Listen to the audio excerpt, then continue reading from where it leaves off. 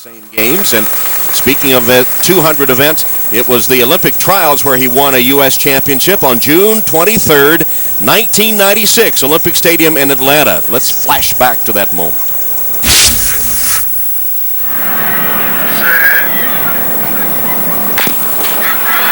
And they're underway, and Micheal Johnson is taking it out early. Johnson is blazing as they come through the turn and approach the top of the home straightaway. Micheal Johnson is there. Mike Marsh, Jeff Williams, Carl Lewis down in lane one. Through the final meters, Micheal Johnson wins it. Tied for second. 19.66. Away for the win, and it's a new world record. The march on Atlanta has begun. What a wonderful moment that was. 1996 Olympic trials, and of course he would go on to the games themselves and lower that world record to 1932. And there, a look at the sub 19.70 second 200-meter runners.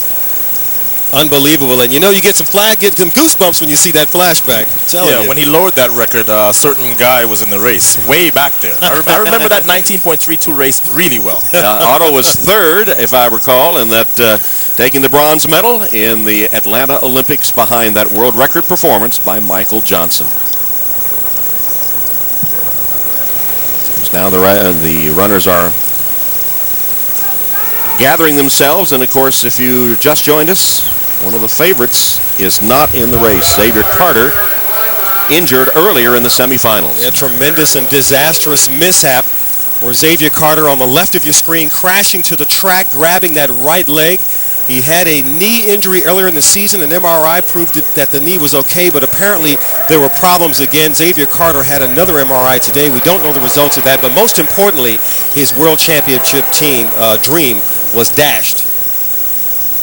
As we take a look now at Shawn Crawford. Now, he's the defending Olympic champion at 2004, but that lane one draw, I think, has really put him in a hole. That is the worst lane for a 200-meter race anywhere.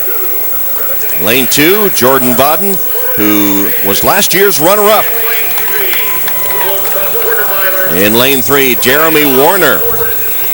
And Warner here trying to prove himself in the 200. We already know what he'll do in the 400. Jeremy Warner with the dream of breaking Micheal Johnson's world record in the 400. And the better he gets at this event, the better chance he has of doing that. Lane 4, Rodney Martin, third in this event last year, hoping for better today. Ranked 8th in the world last year. In lane 5, Wallace Spearman. And we've seen Spearman win in all kinds of ways this season. He's allowed to stay back early on in the race and then punch it up the home straightaway. But this is a race where he will have to put the medal all the way down from start to finish. Lane 6 is Tyson Gay, going for his second win here. Took the 100 on Friday night. Tom, there is not a hotter sprinter in the world right now. If he dreamed this race up and you asked him, what lane do I want? It would be lane 6 or 7. Here he is in lane 6. He's got all his competition behind him. He is going to get out hard and hold down the straight. And in lane 7, wearing the orange of the Tennessee Vols, he was second in the NCAA Championships earlier this year, Reuben Williams.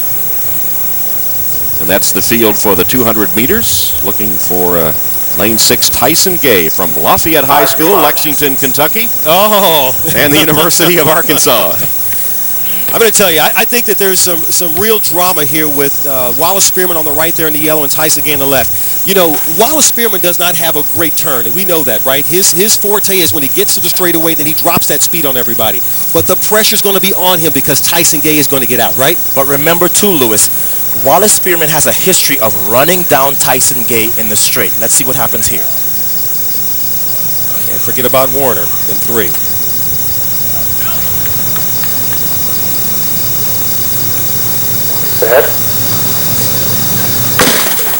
And it's a fair start. And Tyson Gay is away well, already making up the stagger. Spearman trying to keep up. They turn for home, and Tyson Gay blazing to the front. Gay has the lead. He's all by himself. They're coming to the line. Tyson Gay continues to pour it on. Spearman second, but Gay a dominant performance at 200, 19.62. the second fastest 200-meter time ever run. Tyson Gay demolishes one of the best 200-meter fields ever assembled. 19.62. I said it. He is the hottest sprinter on the planet right now, Lewis. That deserves a big old wow. Absolutely. Absolutely. Tyson Gay, from the beginning, dropped the field.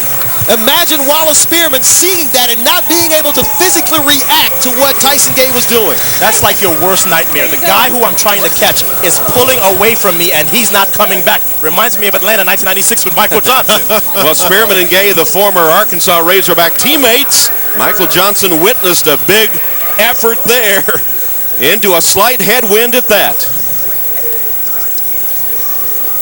Look at this. At this point, Tyson Gay is on cruise control. I really figured at this point he was going to run 19.4 or 19.5, but no one to push him. 19.62, the second fastest 200 meters ever run into a headwind. A fantastic performance by Tyson Gay. This is the performance of the meet, guys. Breaking Micheal Johnson's meet record that we saw earlier.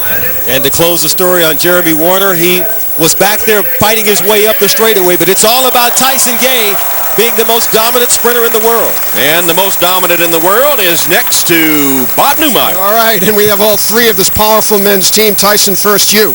Asafa Powell is out there. Should you be the favorite in both the 100 and the 200 in the World Games right now? I mean, as of right now, everybody's the favorite.